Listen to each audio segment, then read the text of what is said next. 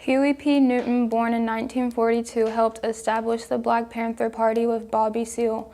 The Black Panther Party's original purpose was to patrol African American neighborhoods and protect Oakland residents from acts of police brutality. As the party spread, it helped to empower African Americans in their identities as well as economically and politically. They also launched multiple community projects. These included a free breakfast program for children, the Children's Free Ambulance Service, food banks, multiple health clinics, and education outreach programs in various cities. The efforts and beliefs of the party still positively empower Black people around the world today.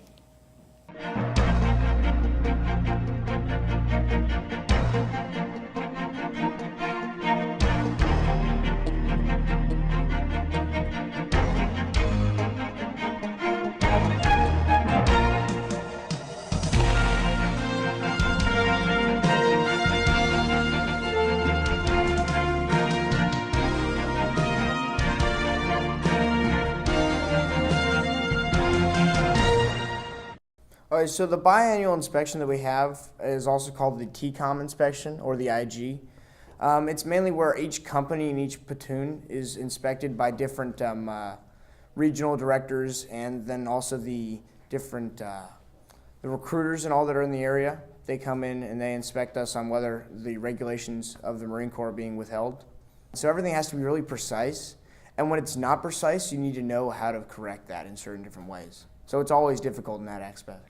Precision is so important because it is really the root of everything. If you're not trying to be perfect in it, then if you do this wrong, then the next person will do it wrong, and the next, and the next, and it kind of just, it's a whole loop. You need to be focused on what you're doing and stay focused on that and keep trying your best at it. Like I said, if you don't, then it's minor things will occur, but those minor things will lead to bigger things. The freshmen and sophomores during the inspection, of course, were really nervous. They didn't know what to expect towards like how it would go and things like that, but they knew the questions already. Once the first few started getting inspected, they started realizing, okay, this isn't as hard as we thought it would be, and they really pushed through strong. They were great when it came to their posture, bearing, things like that. It was amazing. Oh, there are tons of bleed over from our OTC to different groups and different activities. Being precise and being able to know what you're doing is very helpful in any class whatsoever. Being able to have that drive, that motivation that we instill in our OTC cadets helps out any class, anything you're going to do in the future, along with college and different roads afterwards. Biology tutoring is this afternoon from 3:15 to 4 o'clock on seafloor. The teacher will have a green tutoring sign posted on the door. Model UN/Youth and Government Club will meet after school today in room B111. Prom committee meets today at 3:30 in room A131. And teachers, tomorrow morning, FFA is providing breakfast in the teacher lunchroom. Hi, it's Ms. Holloway again in the Media Center. I have a couple updates for you guys about the Volunteer State Book Awards. First off, I want you to know if you want to vote for the Volunteer State Book Awards winner, you need to read at least 3 books from our list and vote before spring break. If you want to see the entire list of nominees, they're on the Media Center website. If you just go to Mount Juliet High School, click on Media Center, it's under Library Fun.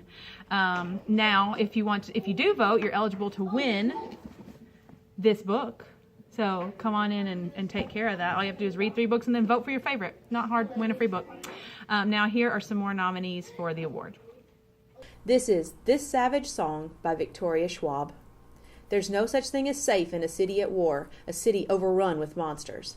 In this dark urban fantasy from acclaimed author Victoria Schwab, a young woman and a young man must choose whether to become heroes or villains, and friends or enemies, with the future of their home at stake. The first of 2 books, This Savage Song is a must-have for fans of Holly Black, Maggie Stiefvater, and Lainey Taylor.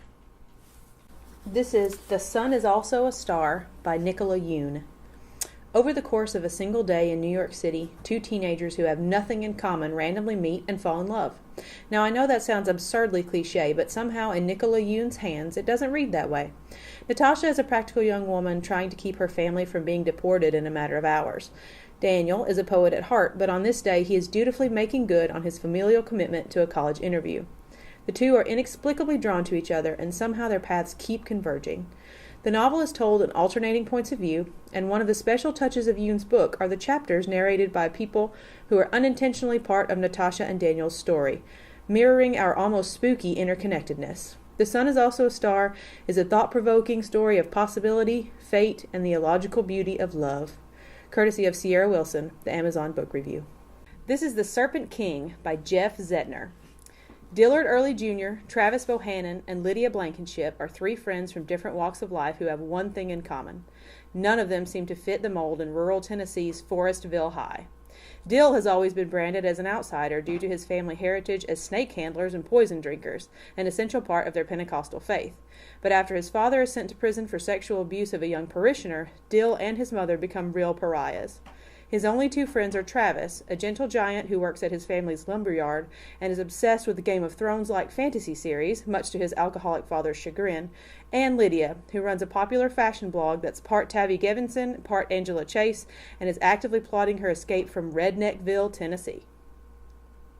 So, if you love to read, you should join Literary Alliance. We meet once a month on Wednesday afternoons, and now a recap meeting the following Thursday. Our next meeting is March 6th at 3:30 in the afternoon in the library, and then we'll have a recap on the 7th at 7:45. So if you can't make the afternoon meeting, come on into the morning. We're reading this month Highly Illogical Behavior, which is a Volunteer State Book Award nominee by John Corey Whaley.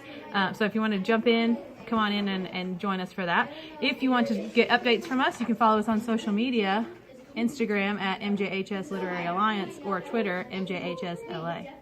Hope to see you there.